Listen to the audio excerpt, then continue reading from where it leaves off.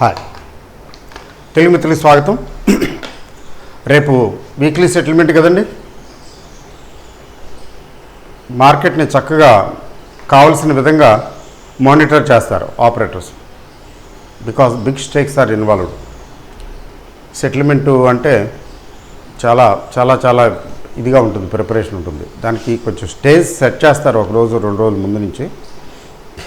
నిన్న పెంచారు కొద్దిగా, ఇవాళ 100 పాయింట్లు పడేశారు. అయినా ఏముంది, 16,000కి స్ట్రైట్ లైన్లో వెళ్ళే ఉద్దేశం లేక తీసుకెళ్ళాలంటే ఎంతో టైం పట్టదు, ఎందుకంటే బుల్స్ చాలా స్ట్రాంగ్గా ఉన్నారు కదా. మెల్లిమెల్లిగా కొంచెం వదిలేశారు. అంటే ఎట్లా చెప్పాలంటే పర్లేదులే ఏం కాదులే అన్నట్టుగా ధీమాగా వదిలేశారు.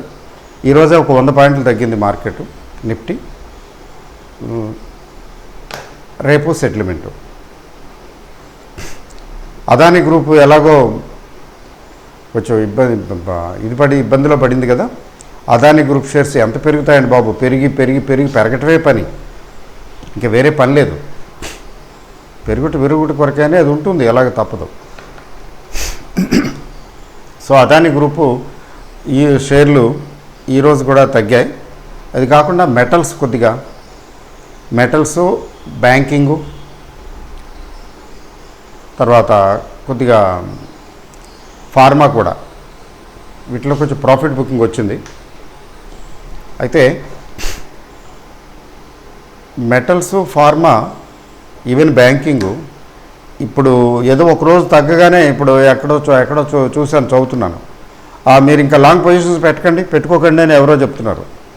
ఒక 100 పాయింట్లు తగ్గగానే లాంగ్ పొజిషన్లు పెట్టుకోవద్దని, 100 పాయింట్లు పెరగగానే ఇంకేముంది మార్కెట్ పెరిగిపోతుందని.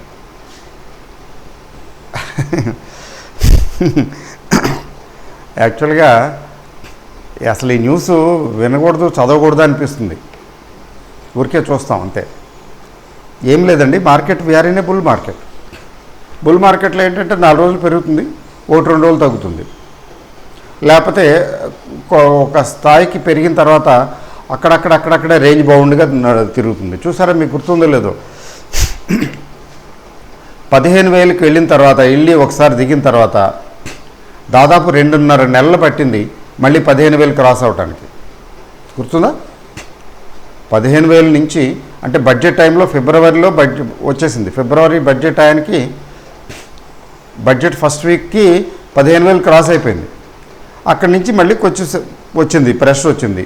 ప్రాఫిట్ బుకింగ్ అనండి, ఇంకోటి అనండి. నేనైతే ప్రాఫిట్ బుకింగ్ అని అంట, ఒక రకంగా బేర్స్ని ట్రాప్ చేయటమే. అక్కడి నుంచి 14,200 వరకు వచ్చింది మినిమం. 14,200, 15,200 అట్లా తీసుకోండి, 1000 పాయింట్లు. ఆ రేంజ్ నడుస్తూ 1 డే మళ్ళీ పట్టాల మీదకి తీసుకొచ్చేసారు. పట్టాల మీదకి తీసుకొచ్చేసి ఏముంది 15,000 అన్నారు. 15,000 తర్వాత అలా ఒక్కగా సింపుల్గా 15,800కి వెళ్ళిపోయింది. నిన్నైతే 15,900 దాకా వెళ్ళింది కదా. కొంచెం లాస్ట్లో కొద్దిగా ప్రాఫిట్ బుకింగ్ వచ్చింది, దగ్గర 15,900కి వెళ్ళింది నిన్న. ఈరోజు ప్రాఫిట్ బుకింగ్ చేసుకున్నారు. ఎందుకని? డిసైసివ్గా పైకి తీసుకెళ్లే ఉద్దేశం లేక. మళ్ళీ ఇంకొక రోజు 2 రోజులు తగ్గిందనుకోండి, ఈ బేర్స్ని ట్రాప్ చేసి పారేస్తారు, అంతే, ఫినిష్. బేర్స్ లేరులేండి, దాదాపు ఎవరో షార్ట్ సెల్లింగ్ చేయటం లేదు. షార్ట్ సెల్లింగ్ చాలా తక్కువ. షార్ట్ సెల్లింగే కానీ చేసే సిచ్యువేషన్ అయితే మామూలుగా ఈ పాటికి 15,000, 15,200 రేంజ్లో మార్కెట్ నడిచేది. ఎవ్వరికీ ధైర్యం లేదు షార్ట్ సెల్లింగ్ చేయటం.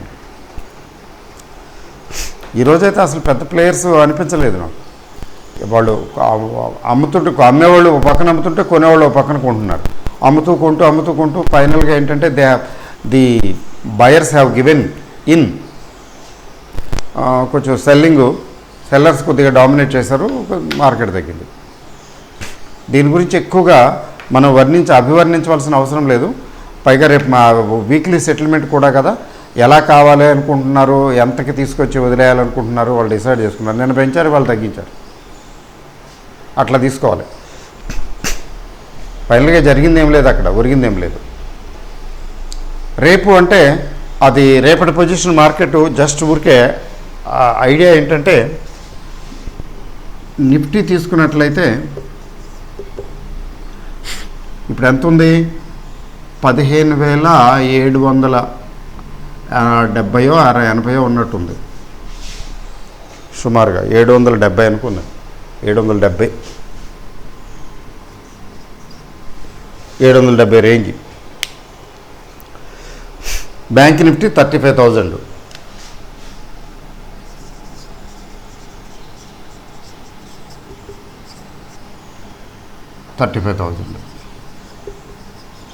ఇదే కదండి బ్యాంక్ నిఫ్టీ. నిన్న కొంచెం యాక్టివ్గా ఉంది, నిఫ్టీ కంటే ఎక్కువ పెరిగింది, కానీ ఈరోజు నిలబడలేదు. మళ్ళీ సెల్లింగ్ ప్రెషర్ వచ్చింది, ముఖ్యంగా ఎస్బీఐ, ఈవెన్ హెచ్డిఎఫ్సి కూడా కొద్దిగా తగ్గింది. పెద్ద సిగ్నిఫికెంట్ ఏం కాదు. ఇవన్నీ ఇన్వెంటరీ అడ్జస్ట్మెంట్స్ లాంటివి. అంటే కొద్దిగా పెరుగుతాయి, కొద్దిగా ఎక్కువగా ఉంది అనుకున్నప్పుడు మళ్ళీ ఏమవుతుంది, ప్రాఫిట్ బుకింగ్ వస్తుంది, మళ్ళీ నార్మల్ అయిపోతుంది, అట్లాంటి పరిస్థితి. అయితే రేపు ఎలా ఉండొచ్చు మార్కెట్ అంటే, మార్కెట్లో పెద్ద మూమెంట్కి అవకాశం ఏమీ కనిపించడం లేదు. 100 పాయింట్స్ రేంజ్ ఉంటే గొప్పే. ఇవాళ కూడా పెద్ద రేంజ్ ఏముంది? 100-150 points range is not a range.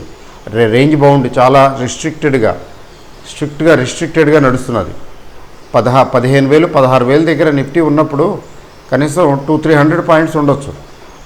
మీకు వాలటైలిటీ ఇండెక్స్ కూడా తగ్గింది కదా, విక్స్ కూడా బిలో 15. ఇవాళ కూడా కొద్దిగా స్లైట్గా పెరిగినా 100 పాయింట్లు తగ్గినప్పుడు కొంచెం వాలటైలిటీ ఇండెక్స్ కొద్దిగా పెరగడం విశేషమేం కాదు.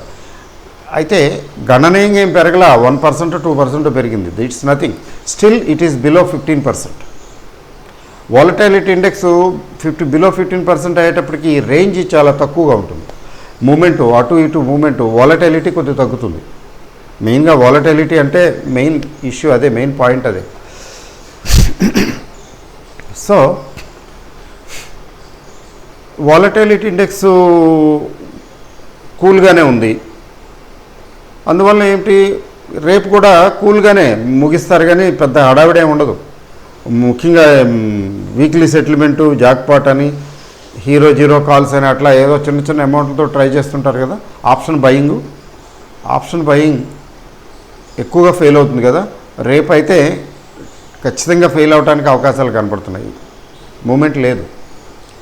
ఇప్పుడు నాకైతే నిఫ్టీ తీసుకున్నట్లయితే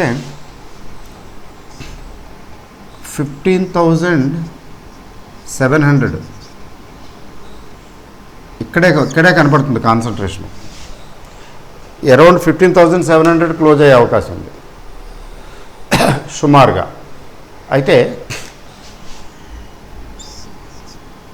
ఇటు ఒక 100 పాయింట్లు వేసుకోండి 15,6, ఇటు ఒక 100 పాయింట్లు వేసుకోండి 15,8. అంతే కదా. ఇటు ఒక 100 తగ్గిస్తే ఇటు ఒక 100 పెంచితే ఎక్కువగా 15,700 కనపడుతున్నది. కాస్త పెంచాలనుకుంటే ఓపెనింగ్లోనే చూపించేస్తారు, ఓపెనింగ్లోనే పెంచేస్తారు. ఒక 40-50 పాయింట్లు ఓపెనింగ్లో పెంచారనుకోండి, గ్యాప్ అప్ ఓపెనింగ్ అంటాం. ఈ గ్యాప్ అప్ ఓపెనింగు ఇప్పుడు 770 15,800 చిల్లరకి ఓపెన్ చేశారనుకోండి, ఇంకా అక్కడి నుంచి అంతే అక్కడక్కడే సార్ రోజంతా అక్కడక్కడే తిప్పుతారు. అక్కడక్కడే ఈలోగా ఆప్షన్స్ అన్నీ కరిగిపోతాయి. ఆప్షన్స్ని కరగబెట్టడమే కదా వాళ్ళ ధ్యేయం, అదే చేసేది. లేదు కొంచెం లోలో అనుకున్నారనుకోండి, గ్యాప్ డౌన్ ఓపెన్ చేస్తారు. గ్యాప్ డౌన్ ఓపెన్ చేస్తే 730 740 ఎంతో, దీనికంటే తక్కువ గ్యాప్ డౌన్ ఓపెన్ చేసి అక్కడి నుంచే కొంచెం కొద్దిగా ఇటు కొద్దిగా అటు,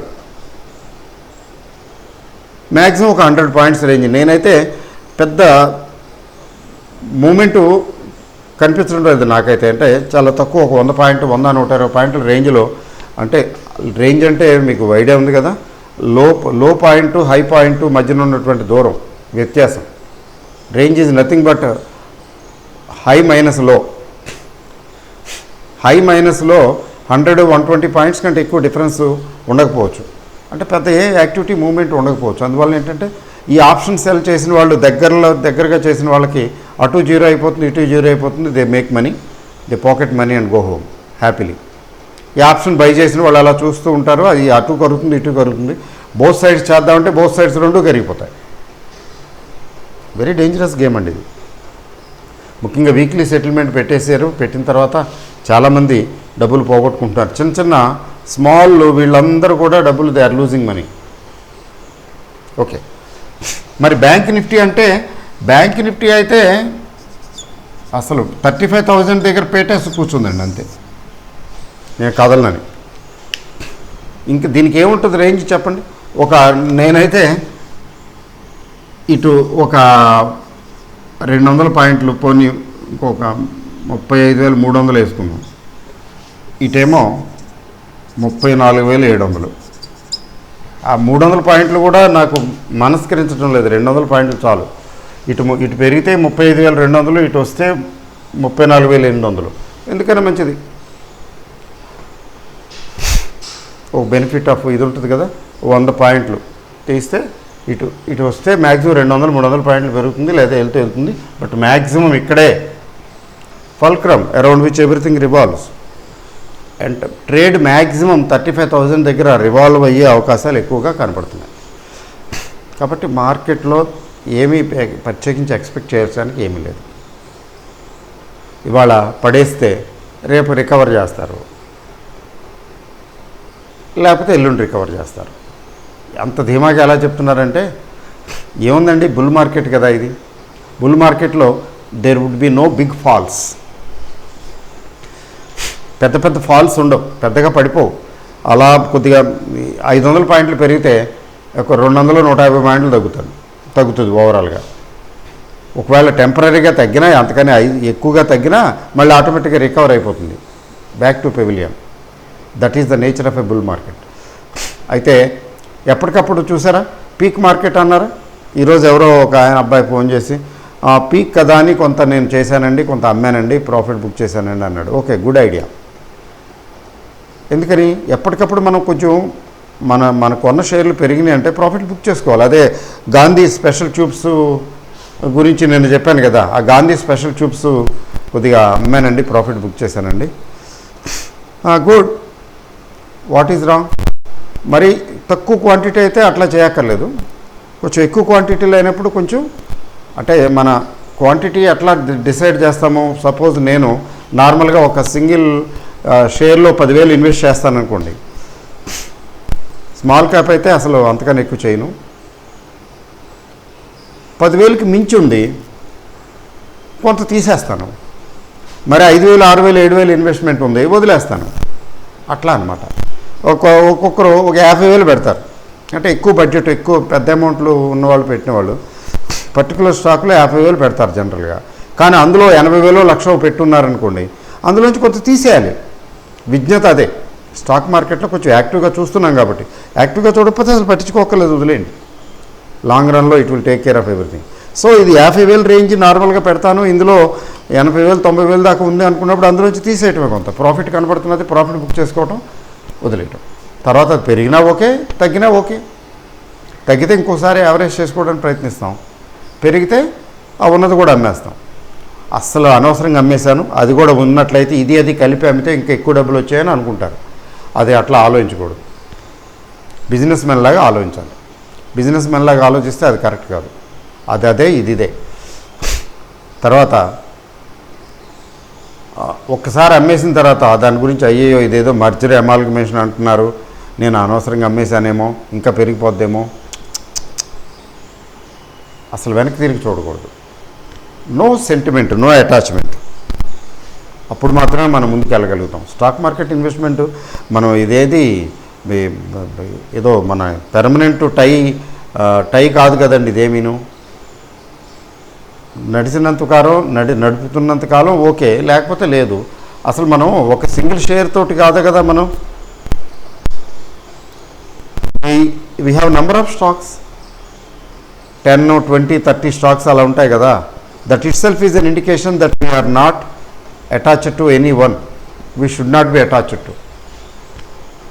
ఇదేం హ్యూమన్ రిలేషన్షిప్ కాదు. చావో రేవో ఇతనితోనే ఉంటాను, లేకపోతే ఈవితోనే ఉంటాను అనే టైపు. అది హ్యూమన్ రిలేషన్స్ వేరు, స్టాక్స్తో ఉన్న రిలేషన్ వేరు.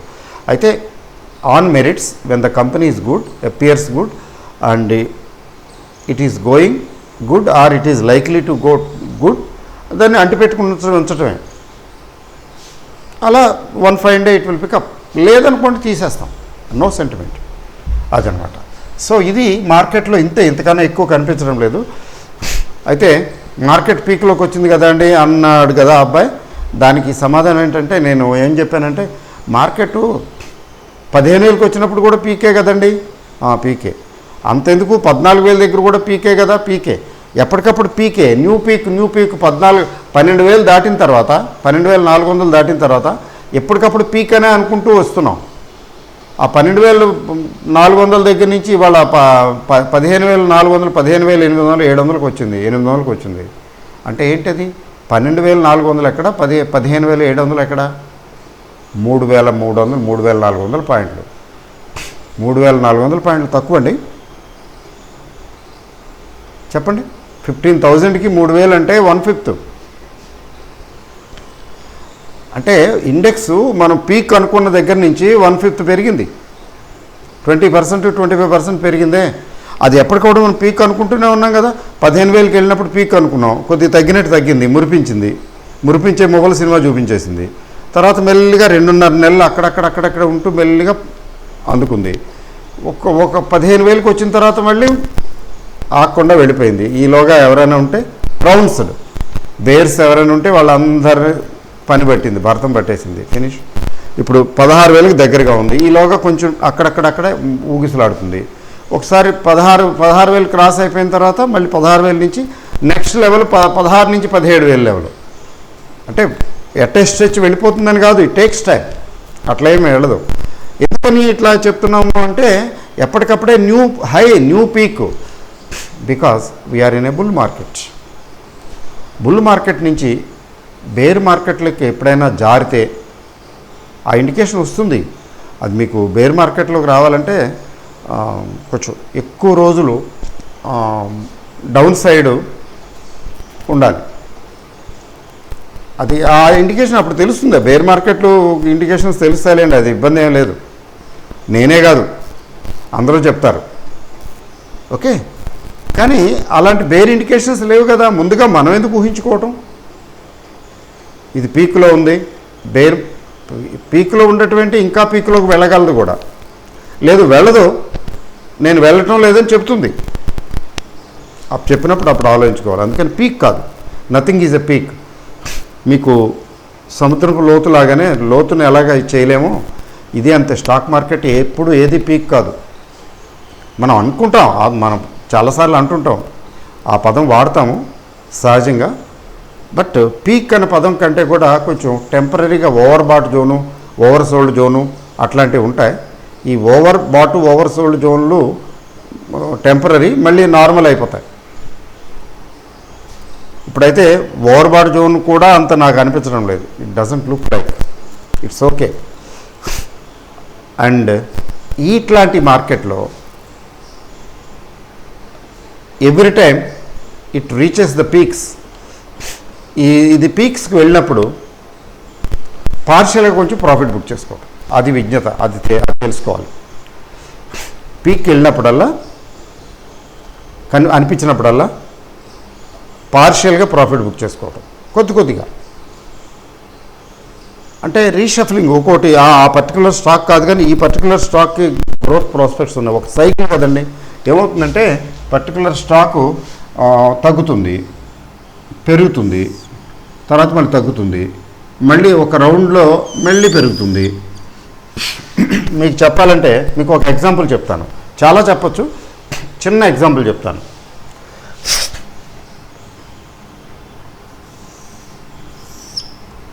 ఐఓసి చూడండి, ఇండియన్ ఆయిల్ కార్పొరేషన్. మీరు దీని హిస్టరీ చూడండి. గల్ఫ్ అదే మన లాస్ట్ కరోనా టైంలోని అన్నీ దెబ్బతిన్నా ఇది తిన్నది కదా. 78 ఆ రేంజ్, 70+ అండి చెప్పాలంటే. 70+లో చాలా రోజులు ఉంది, తగ్గి ఉంది. తగ్గుతూ ఇది నేను గీసినట్టుగా ఇలా లేదు, ఇట్లా ఎప్పుడు ఉండదు కదా. అక్కడ కిందకి పైకి కిందకి అట్లా ఇట్లా ఒక స్టేజ్కి వచ్చింది. ఎక్కడికి వచ్చిందండి? 104, 105 వచ్చింది. అంటే ఇక్కడి నుంచి ఇక్కడికి రావడానికి ఎంత టైం తీసుకుంది? నేను అనుకోవటం it has taken fairly 2 to 3 months I believe. ఏదో టైం వచ్చింది, అక్కడి నుంచి అందుకుంది, జంప్ చేసింది, వడివడిగా అడుగులు వేసుకుంటూ 100+ వచ్చిందండి. నేను ఎందుకు చెప్తున్నానంటే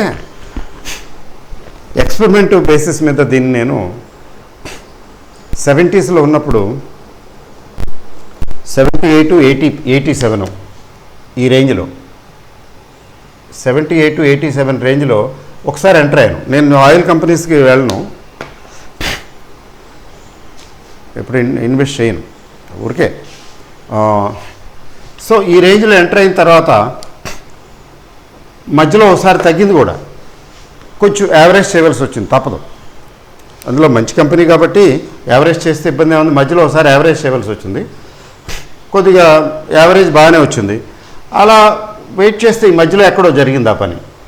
ఇక్కడి నుంచి ఇక్కడికి వచ్చేటప్పటికి ఇక్కడికి ఒక రేంజ్లో ఒక రౌండ్లో 100 to 105 ఆ రేంజ్కి వచ్చేటప్పటికి నాకైతే చాలు అనిపించింది. 100 రేంజ్లో టోటల్గా నేను వదిలేశాను. మామూలుగా కొంచెం ఉంచుతాను, ఇది పాపులర్ కంపెనీ తెలిసిందే కదా, ఏముందో పర్లేదులే మళ్ళీ చూద్దాంలే అని. మళ్ళీ అది ఇక్కడి నుంచి 90sకి వచ్చిందండి. మీరు గమనించండి, మీరు గ్రాఫ్లు చూడండి, చెక్ చేయండి నేను చెప్పింది.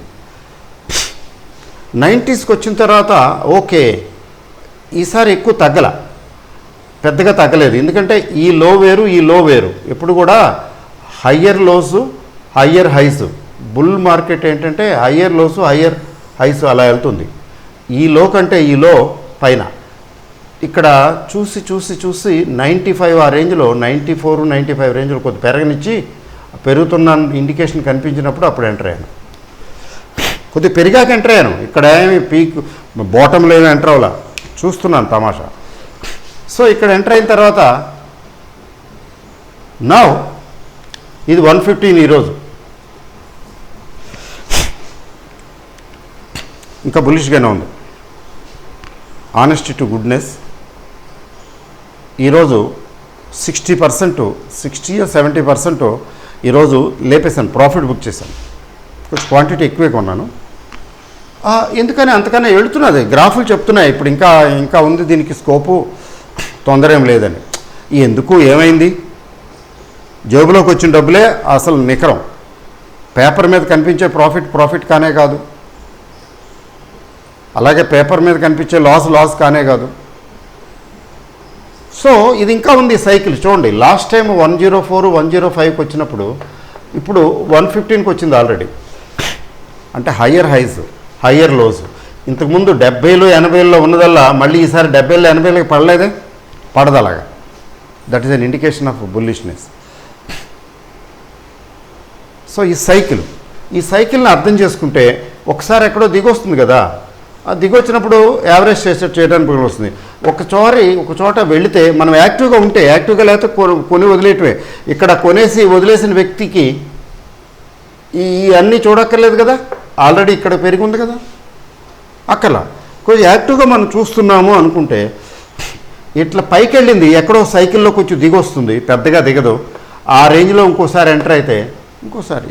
ఈలోగా మన అల్మీరాలో మన బీరువాలో బోల్డ్ అన్ని పెడతాం, బట్టలు అవి ఇవి ఏవో పెట్టేస్తాం.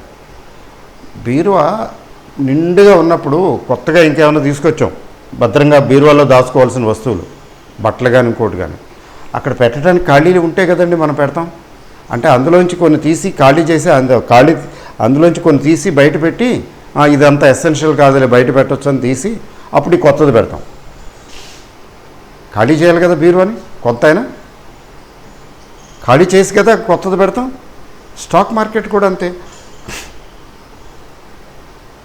ఎక్కడి నుంచి తీసుకొస్తాం డబ్బులన్నీ, అట్లా కాదు, కొంచెం ప్రాఫిట్ బుక్ చేసుకుని చేయటం, కొద్దిగా యాక్టివ్గా ఉంటే. అలా యాక్టివ్గా ఉండమనుకోండి, లాంగ్ టర్మ్ ఆలోచిస్తున్నాము, మనం యాక్టివ్గా ఉండడం, చూడడం, ఈరోజు పెరిగిందా తగ్గిందా పట్టించుకోము. అప్పుడు వాళ్ళకి ఇదంతా అక్కర్లేదు, అనవసరం ఇదంతా.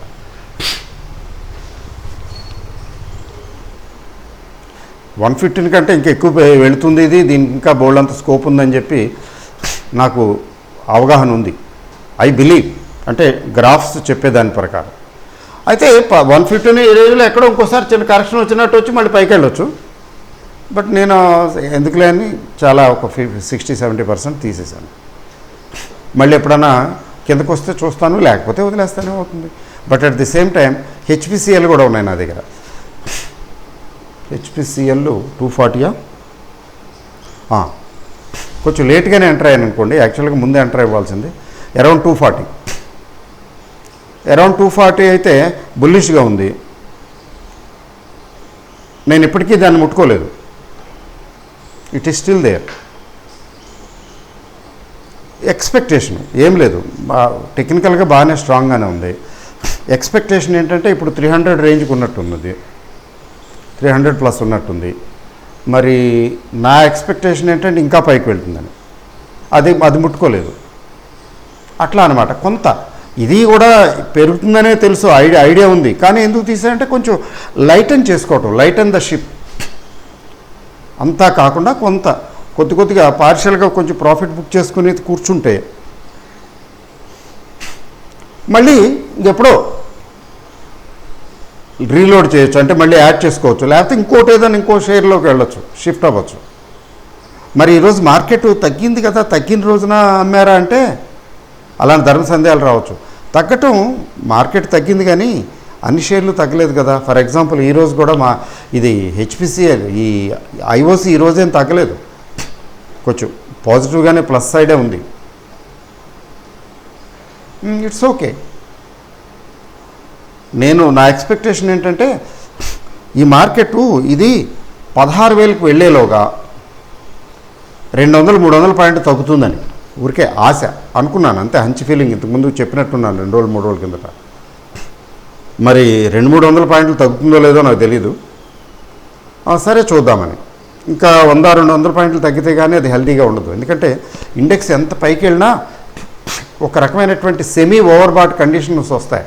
అక్కడేమవుతుందంటే చిన్నగా ప్రాఫిట్ బుకింగ్ వస్తుంది, అక్కడ కొంచెం కరెక్షన్ వస్తుంది, మళ్ళీ మెల్లిమెల్లిగా నార్మల్ అయిపోతుంది, మళ్ళీ పైకి వెళ్తుంది.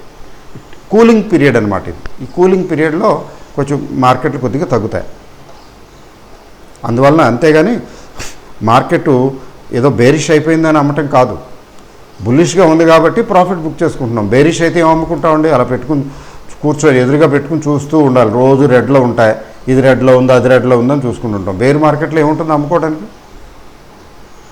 బుల్ మార్కెట్లోనే కొద్దిగా అట్లా చేయటం అనమాట. యాక్టివ్గా ఉన్నప్పుడు ఇంకేం చేయక్కర్లేదు. అందువలన మీకు అలాగే చూడండి, నా దగ్గర జిఎండిసి ఉన్నాయి, 50స్లో కొన్నవి, రీసెంట్గా 50స్లో కొన్నవి ఉన్నాయి. ఆ మధ్యన 80+కి వెళ్ళింది, 80 దాటినట్టుంది, 80-90కి వెళ్ళిందో. అప్పుడు నేను అమ్మలేదు, స్వింగ్లో ఎందుకులే పర్లేదులే అని. ఆ తర్వాత కొంచెం తగ్గటువంటి 70స్కి వచ్చింది. ఏమి చెల్లించలేదు, కంగారు పడలేదు. సరే నెక్స్ట్ స్వింగ్లో ట్రై చూద్దాంలే. ఇప్పుడు ఏముంది, అది 190 దాటితే 100 దాటితే చూడొచ్చు, అంత పొటెన్షియల్ ఉంది కదా అని నా నమ్మకం. మెటల్ కదా, మెటల్స్కి ఫ్యూచర్ ఉంది. అంటే కమింగ్ 6 months 1 yearలో మెటల్స్కి స్కోప్ ఉంది. ఇప్పుడు మెటల్ చూడండి ఈరోజు తగ్గాయి, కంగారు పడాల్సిన పని లేదు. మెటల్స్ ఇంకా తగ్గితే వీ కెన్ పికప్ ఆల్సో. సెలెక్టివ్గా మంచి కంపెనీ చూసి మనం కొనుక్కోవచ్చు కూడా. ఎందుకని మెటల్స్కి రానున్న కాలంలో డిమాండ్ పెరుగుతుంది, తర్వాత వాటి ప్రైసెస్ కూడా అప్గ్రేడ్ అవుతాయి. ఎప్పుడైతే ప్రైసెస్ పెరుగుతాయో కంపెనీల తాలూకు ప్రాఫిటబిలిటీ పెరుగుతుంది. ఆల్రెడీ మెటల్స్ ప్రైసెస్ అప్గ్రేడ్ అయ్యాయి, ఫర్దర్ ఇంకా అప్గ్రేడ్ అవుతాయి. అప్పుడు కంపెనీలకి బెనిఫిట్ వస్తుంది. ఎలాగో ఇంట్రెస్ట్ రేట్లు తక్కువగా ఉన్నాయి, సో డెట్ సర్వీసింగ్ వీళ్ళకి కష్టం కాదు, వడ్డీ భారం అంతగా లేదు, ప్రాఫిట్ వస్తున్నది. ముఖ్యంగా ఏంటంటే profits they will be able to generate more revenue. చెప్పాలంటే ఇంకా సింపుల్గా చెప్పాలంటే వీళ్ళ గ్రాస్ ప్రాఫిట్ మార్జిన్, జీపీఎం అంటాం, ఈ గ్రాస్ ప్రాఫిట్ మార్జిన్ కొంచెం ఇంప్రూవ్ అవుతుంది. చాలదా? ప్రైస్ పెరిగినప్పుడు అంటే ఇన్పుట్ కాస్ట్ కూడా పెరుగుతాయి, నో డౌట్, ఇన్ఫ్లేషన్ వల్ల. But at the same time వాళ్ళు కొంచెం వాటి మీద ఎక్స్ట్రా వేసుకుని కదా ప్రైస్ ఫిక్స్ చేస్తారు. So that is the advantage. So metal కదా అని వదిలేశాను, అదైతే నేనేమి టచ్ చేయలేదు. అప్పుడు 80s అబోవ్ వెళ్ళినప్పుడు ఒకసారి తీసేసి ఉంటే మళ్ళీ 70sలో తిరిగి పికప్ చేయొచ్చు. అంతా నాకు అనవసరం అనిపించింది, ఊరికే అవసరం లేదు. అది ఎప్పుడైనా 100 అండ్ అబోవ్ వెళ్ళినప్పుడు it may take its own time, but వెళ్తుందని నా నమ్మకం. వెళితే అప్పుడు ఆలోచిస్తాను, లేకపోతే లేదు. అట్లా అనమాట, మనం చాయిస్ మన ఇష్టం. But at the same time ఈ స్వింగ్ని అర్థం చేసుకోవాలి మీరు. ఇట్లా పైకి వెళుతుంది, పైకి వెళ్ళినప్పుడు కొంచెం కరెక్షన్ వస్తుంది, మళ్ళీ కరెక్షన్ వచ్చిన తర్వాత మెల్లిగా పికప్ అవుతూ మళ్ళీ అందుకుంటుంది. మీరు బజాజ్ ఫైనాన్స్ చూడండి, 5800 అట్లా వెళ్ళింది. 5800కి వెళ్ళిన తర్వాత స్వింగ్ అది, 5800కి వెళ్ళిన తర్వాత అలా అలా అలా అలా మళ్ళీ దిగి వచ్చింది. మళ్ళీ ఈసారి మళ్ళీ కొట్టేయలేదు, 6200 దాకా వెళ్ళింది కదా, 61, 6200. ఇంతకుముందు 5800 అయితే ఇప్పుడు 6200. ఎవరో ఏం పట్టించుకోకుండా అలా వదిలేసిన వాళ్ళకి పరిస్థితి ఏంటి, ఏం కాలేదు. అదే దానంతరం అదే తగ్గింది, మళ్ళీ దానంతరం అదే పెరుగుతున్నది, higher highs. Doctor Reddy's laboratories చూడండి, డాక్టర్ రెడ్డీస్ ల్యాబొరేటరీస్ ఉండి పికప్ అయింది. అవుతూ మొన్నైతే స్వింగ్ హై బ్రేక్అవుట్ ఒక రకంగా, అది 5500కి వెళ్ళిపోయింది, 5500 రేంజ్కి. అయితే ఒక్కసారి అట్లాగా సడన్గా పెరిగింది కదా, అక్కడ ప్రాఫిట్ బుకింగ్ వస్తుంది కదా. Now profit booking is taking place, జరుగుతున్నది. ప్రాఫిట్ బుకింగ్ జరుగుతూ ఏ స్టేజ్కి వెళ్ళి ఆగుతుంది అనేది మనం చెప్పలేం, కానీ ఎక్కడో చోట త్వరలోనే మళ్ళీ పుల్ బ్యాక్ అవ్వచ్చు, లేకపోతే కొంచెం టైం తీసుకుని పుల్ బ్యాక్ అవ్వచ్చు. మళ్ళీ ఇట్ విల్ పుల్ బ్యాక్.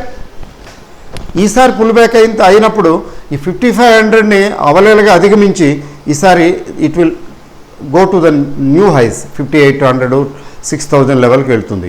అదొక సైకిల్, దానికి టైం పడుతుంది. అలా పైకి వెళుతూ మీరు అబ్జర్వ్ చేయండి. ఇవాళ నేను చెప్పింది ఒక రకంగా చెప్పాలంటే ఒక లెసనే. అలా అబ్జర్వ్ చేయండి, పైకి వెళ్ళినప్పుడు అక్కడ సెల్లింగ్ వస్తుంది, అక్కడ తగ్గుతా మళ్ళీ అందుకుంటుంది, ఎక్కడో సపోర్ట్ వస్తుంది, మళ్ళీ వెళ్తుంది. ఈసారి పొజిషన్ బాగుంటే ప్రీవియస్ హైని అధిగమించి పైకి వెళ్తుంది. ఒక అటెంప్ట్లో వెళ్ళకపోతే అక్కడ మళ్ళీ రెసిస్టెన్స్ వచ్చి మళ్ళీ ఇంకొకసారి తగ్గి ఈసారి వెళ్తుంది. It may take a cycle, may take a few weeks or a few months. Exceptional cases అయితే ఇంకా ఎక్కువ టైం పట్టవచ్చు. బట్ స్ట్రాంగ్ షేర్ అయితే ఇట్లాంటి బుల్ మార్కెట్లో ఫ్యూ వీక్స్ లేదా 1 or 2 months కంటే ఎక్కువ పట్టదు. అట్లా ఆ సైకిల్ దాంతోపాటు మనం అంటే పైకి వెళ్ళటం కిందకి రావటం అనే సైకిల్ని దాన్ని ఫాలో అవుతూ అబ్జర్వ్ చేసుకుంటూ దాన్ని బట్టి మనం చేసుకోగలిగితే బాగుంటుంది. This one can do in trading also. Short term trading చేసేవాళ్ళు కూడా ఆ సైకిల్ని అర్థం చేసుకుని చేసుకోగలిగితే అక్కడ కొంచెం బెటర్గా ఉంటుంది. You will be benefited more. అదండి విషయం. కాబట్టి మార్కెట్ 16,000కి వెళ్ళేలోగా కొంచెం నొప్పులు పడుతున్నది, కొద్ది ఇబ్బందిలో ఉంది. బట్ అంత మాత్రానికి ఇదేదో పీక్లోకి వచ్చేసింది, అమ్మ బాబాయ్ చాలా పెరిగిపోయింది, ఇంకెంత పెరుగుతుంది, నేను కంగారు పడవలసిన పని లేదు. But at the same time బంగారు పళ్ళానికైనా గోడ చేరుపు కావాలి. అందుకే ఎక్కడైనా మనకి ప్రాఫిట్ లైక్ అనిపిస్తే కొంచెం అక్కడ ఎక్కువ అమౌంట్ ఉంది అనుకున్నప్పుడు అందులోంచి కొంత అమౌంట్ తీసేసి జోబులు వేసుకుంటాం. Not because we needed money, but because we do it as a matter of policy. That is the art of investment. ఇదొక మెథడ్. ఓకే అండి, all the best. Thank you very much.